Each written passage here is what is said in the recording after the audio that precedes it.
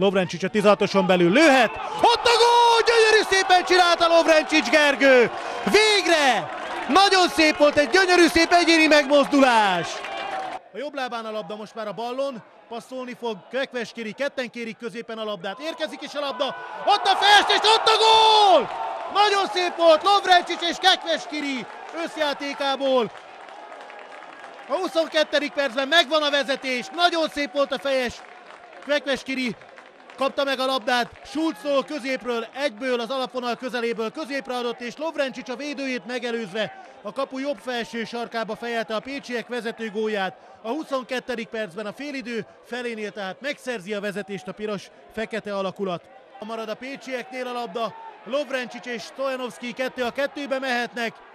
Lovrencsics lő, és ott a gól! Hát nemes egyszerűséggel, mindenféle faxi nélkül Lovrencsics 14-15 méterről újra a jobb oldali kapufa mellé helyezi a labdát, ezúttal nem a felső léc alá, hanem laposan a fű alatt a kapufa segítségével a kapuba rúgja a labdát.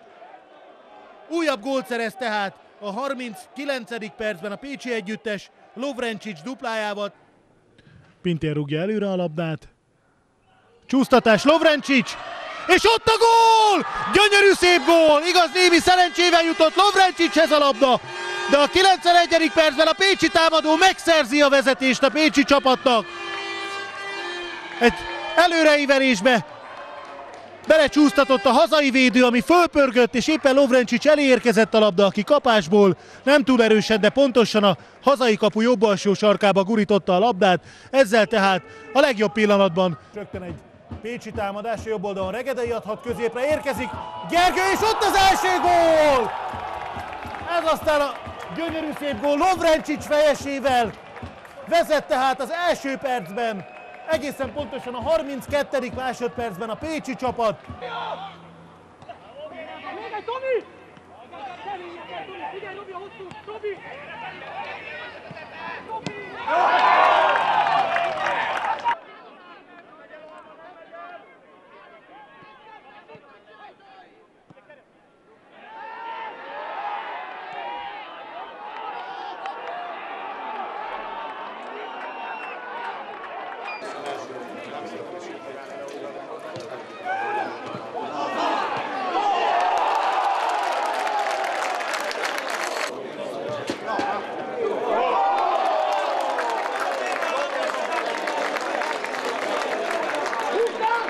És Lovrencsics Gergő futtatásával már 2-0-ra vezet.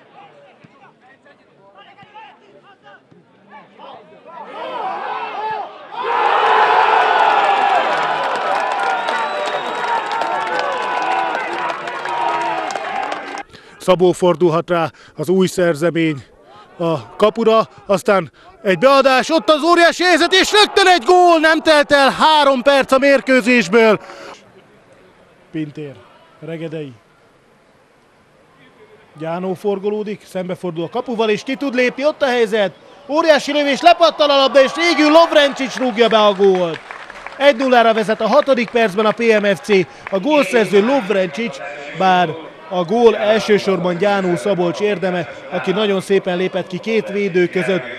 Egy bivajerős lövést eresztett meg a kapura, Srublic még védeni tudott, de annyira erős volt a lövés, hogy átvitte őt, és a kapu felé csorgó labdát végül Lovrencsics közelről juttatta a hálóba, ezzel tehát ismét hamar megszerzi a vezetést. Regedei pedig bizony kapura lövés, bizony majdnem be is csapja a kaput, sőt, ott a gól, nem volt les, Lovrencsics lő gólt, bizony Regedei szabadrúgása alaposan meglepte Strublicot, aki csak lábbal tudott hárítani, a kapusról kipattanó labda pedig Lovrencsics elé került, aki eredményes volt. Regedei pedig bizony kapura lövés, bizony majdnem be is csapja a kaput, sőt, ott a gól, nem volt les, Lovrencsics lő gólt, bizony Regedei szabadrúgása alaposan meglepte Strublicot, aki csak lábbal tudott hárítani, a kapusról kipattanó labda pedig Lovrencsics elé került, aki eredményes volt. Pintér, nagyon szép a kiugratás, nincs les, Lovrencsics szerezhet gólt, és be is rúgja a maga harmadik csapat a 4. gólját.